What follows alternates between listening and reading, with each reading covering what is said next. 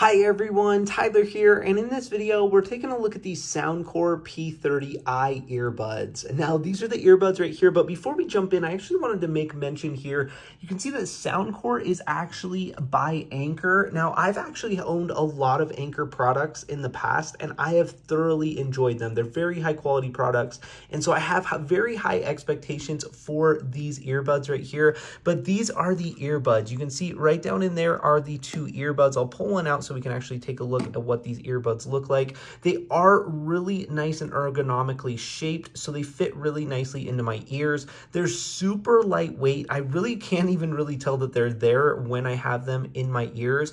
But one thing that's crazy is out here you have touch control, and if you hold down for 2 seconds, it will actually activate the transparency mode, so you can kind of hear things around you, almost as if you're not even wearing them. And then you hold it down again, and it will activate that noise cancellation.